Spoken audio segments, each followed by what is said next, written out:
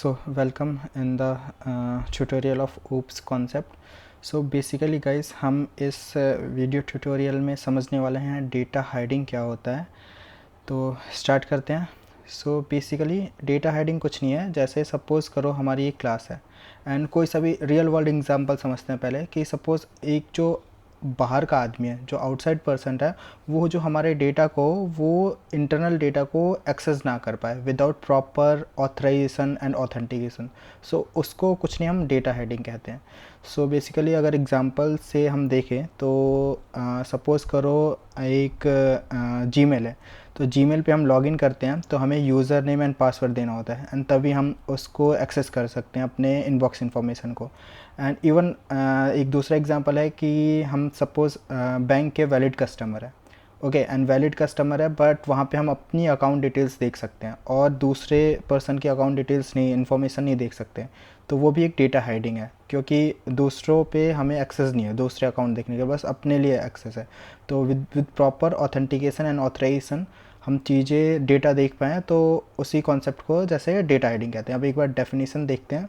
So data hiding is a feature in OOP that protects the data inside a class from being accessed or changed directly by outside users. So वही जो मैंने बताया आपको, this means that outside user can't see or modify the class data without permission, without authorization and authentication के ये data को modify नहीं कर सकते हैं, and access is only allowed after proper checks like validation और authentication. तो वही एग्जांपल है, when logging into an email account you must enter the correct user name and password to access your inbox. And similar आप bank में जाते हो तो जो इन्फॉर्मेशन देखते हो वो अपना ही देख पाते हो, दूसरों का नहीं। तो हम इसको कैसे अचीव कर पाएंगे, एक ये क्वेश्चन आता है डेटा हाइडिंग में। So by declaring data member variable as private we can achieve data hiding. तो हमारी एक क्लास है public class account private double balance, so ये variable for data hiding. And उसके बाद एक मेथड है हमारा public double get balance, and ये कुछ वैलिडेशन पहले परफॉर्म करता है एंड देन रिटर्न करता है बैलेंस। सो आप इस एग्जांपल में जो बैलेंस वेरिएबल है वो प्राइवेट है, आप देखोगे, and hiding it from direct access by any outside person. तो जैसे हम वेरिएबल को हम प्राइवेट बना देते हैं, इट मीन्स हमने डेटा हाइडिंग अचीव कर लिया। और ये जो गेट बैलेंस है, बेसिकली देखोगे तो इस पे ये गेट बैलेंस पे कंट्रोल है कि आफ्टर वैलिडेशन ही ये जो हमारा बैलेंस है वो रिटर्न करे।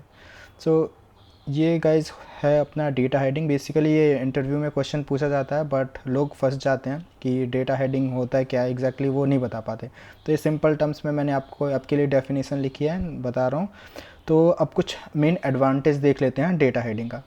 तो फर्स्ट एडवांटेज तो आपने देखा ही कि सिक्योरिटी है, ओके। सिक्योरिटी बहुत बड़ी एक एडवांटेज है इसकी, बिकॉज अगर ये डेटा हाइडिंग ना हो तो कोई भी किसी का इन्फॉर्मेशन देख सकता है एंड देन आप जो है वो दूसरे लोगों का बैंक अकाउंट स्टील कर सकते हैं। अगर इन्फॉर्मेशन मिल गई तो आप उसे ब्लैकमेल कर सकते हैं।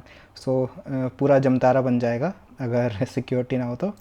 एंड अगेन एक ये जो नोट है, it is highly recommended to declare data member variable as private. जब भी आप डेवलपमेंट करते हो, इंडस्ट्रीज़ में कोड लिखते हो, it's better to define variable as private.